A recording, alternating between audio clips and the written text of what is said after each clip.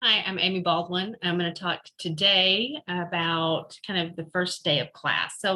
Many of you are probably going to be asking for or thinking about specific activities. And I have a folder in our shared drive that we can collectively put some stuff there. Hopefully people will share and describe what they've done in the past.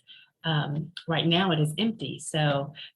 Definitely want to encourage you to share your wonderful ideas. What I'm going to do is just walk you through some key principles that might drive decisions you might make for the first day.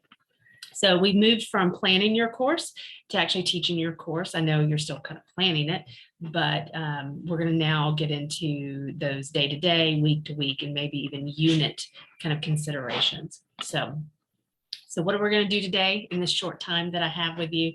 We're going to talk about the key principles that you might want to consider while planning the first day.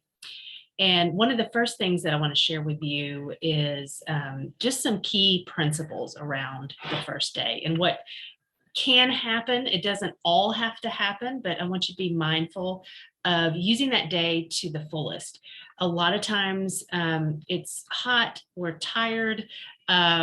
We expect students to be kind of frazzled and a lot of information is coming their way, but I'm going to urge you to make the most of that first day.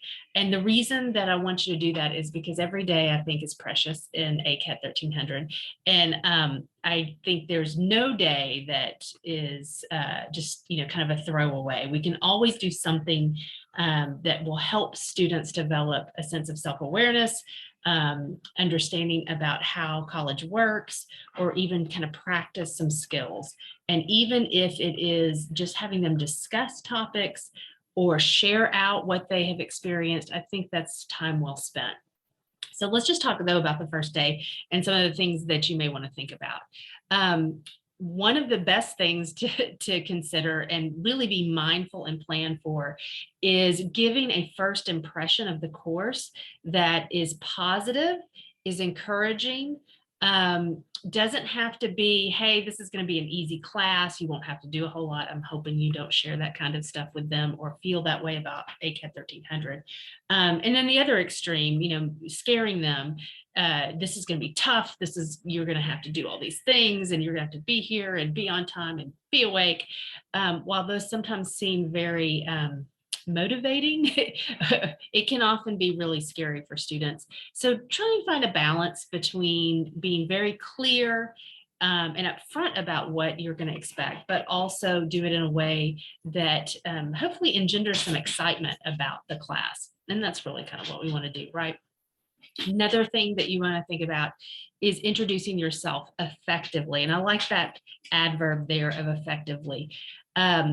Sometimes, some people won't say much about themselves at all. And so I think that's a missed opportunity to really humanize yourself and give some color to who you are and what your background is. And then there are others that may go a little overboard, spending a lot of time sharing all kinds of details. If you feel like there's a lot of information that you want to share about who you are and how you navigated college, and you don't feel like you want to spend a lot of time doing that in class, I'm going to recommend that you create a video like this one and put it in Blackboard or send it out in an email so that students can see a little bit more of you and kind of some personality and maybe even a little bit of humor. Thinks again about like keeping it between the ditches, right? Not too much, not too little Goldilocks thought here. You want it to be just right. But I do think, especially if you were a first generation college student, or you had a particularly difficult first year, or there was something that you learned that you wish you had known before you went to college, sharing some of that kind of first impressions and things that you remember about college can be sometimes helpful to students, make them feel like you weren't born knowing it all. Other piece of this in terms of principles that you can kind of express in the first day is clarifying learning objectives and expectations. Now, I'm going to share in a moment one way to do that. And you may want to think about how to present it in a way that's not dry, not boring, and not like every other professor they're going to have. So I'm going to encourage you not to read to them the syllabus, but definitely if you think about incorporating a syllabus review on the first day, think about ways that you can make it a little more engaging, a little bit more interesting for students to use. One of the best things that you can do is helping students learn about each other, and even just introducing themselves, getting more comfortable with each other and talking in class or sharing. So if that's all you did the first day, I think that's time well spent, because those students are going to tell you later on that your class is the only class that they've really talked to other students in and really formed deeper connections with. And that is sometimes unfortunate that we are the only class that happens in, but certainly shows the importance of doing that, right? As I talked about at the very beginning, kind of figuring out a tone. Again, don't want to get it too far to the, this is a party and every day is going to be exciting. That would be great if you can pull that off. But, you know, somewhere in between, this is a serious course. It is part of the core. We're going to learn a lot of really important stuff. Some days are going to be tougher than others, but overall, I'm going to listen to you, figure out what's working, what's not, so that I can deliver the best course in the most engaging way. That kind of tone where you're kind of partnering with the student, but still maintaining some sense of authority and organization is probably a better place to be than, you know, far one way or far the other way. Another piece that you can do, and you can do this even before classes start, I'll give you some ideas in a minute, is to collect some baseline data on students' motivation, what they already know. You can do this anonymously. So students, you don't know who has answered what. You can do that through some of the programs that are online where students pull out their phone and they text a code and they share up on the screen answers to a question you might have. We can give you some resources around that. You can do it with note cards. Very low tech way to do it, or you can do it with a Google survey that you send out before class, or you can send out during class and ask them again to pull out their phones, look in their email, and complete the Google survey. So think about those kinds of things. Those are always great to kind of say, hey, what do you know about college? What's a myth or an observation or a question you have? Project that on the screen or read it out from a card and get students talking about that on that first day, kind of what they're thinking at that time. Great way to do it. Number 7 is one of my favorites. It's also takes some planning, and that is whetting the student's appetite for the course content. I know a lot of faculty who they launch into a really compelling lecture, or they start focusing on particularly interesting content that first day. And I find this to be a wonderful way to catch them off guard a little bit, in that they might expect you to do nothing. And so, oh my gosh, I'm going to have to pay attention and you know, participate in this class. It also gives them a preview as to how you are going to function. So if you're going to do a little bit of lecture, a little bit of activity, if you're going to have it a discussion based and driven, and you show them that on the first day, even if it's not for the whole time, but maybe you give them a preview of something, I think, again, gives them some sense of, what am I going to be doing in this class? What do I need to be doing? Do I like this? How do I need to prepare? And of course, you know, 8 can go with 3, definitely. What are those course requirements? There are going to probably be a lot of questions around, am I writing papers? Am I taking tests? Is there a project? What do I need to do? I usually keep that for the second week and talk about it on the second day, but it could come up, and it could be one way that you present the course information. So again, find ways to do that in kind of an interesting or engaging way. You know, make it to where they can participate in the conversation around it, or give them an example or show them, you know, what it is that they're going to do. That can also be very helpful to them. So another thing that you may want to think about, and I'm going to put a plug in for Amy Hawkins, who did a podcast with me earlier today, and I will share that out with you soon. It's fantastic. It's short. I am going to give a sneak preview of what she talked about, and you can listen to it whenever I send it out and get some more and deeper understanding of it. But I thought it was particularly interesting when I talked to her about kind of setting community standards and what that is and what that means and how you can do that on the first day. And one of the things that she said that really stuck out to me was students want to know on the first day that you care, that you are organized, and that you will be fair and equitable. And that can be expressed in a variety of different ways. A lot of the things that I just talked about on the earlier slide can be part of this communication with students. But being mindful of those three things before you plan what it is that you're going to do that first day probably will set you up for success. And again, how do you show that you care?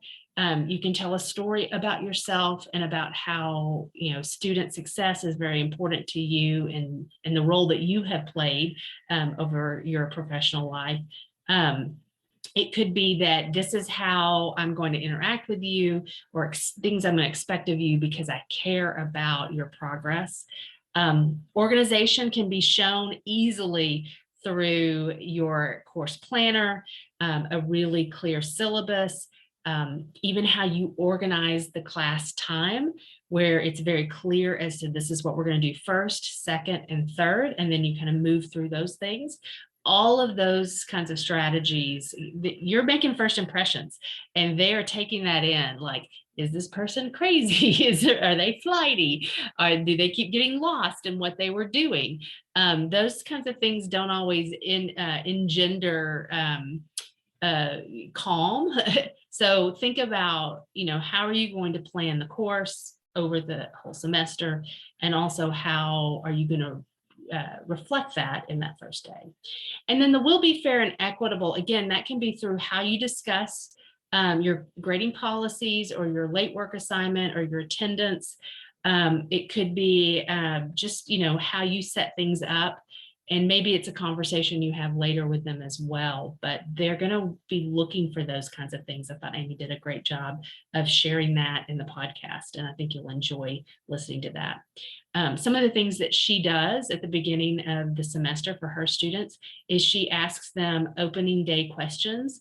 And again, things that you can take with you and plan your first day. She asks students how they're feeling starting the semester. She does it through something called Mentimeter, which is an online polling software, but she said she's done it with note cards. Again, you can do it with a Google survey. Ask how students want to be treated. What is it that's going to take to make them feel comfortable and supported? Ask them what motivates them to learn and participate, what kind of environment is really helpful to them. And she also asks them what is most important to them for making the class a brave and safe space. I'm going to not steal the rest of her thunder in that podcast, but I do want to share that with you because I think it's a great thought in terms of planning for the first day. So some specific things that you can do, like I said, there are specific categories of things, and then obviously I'll give some examples of actually specific things.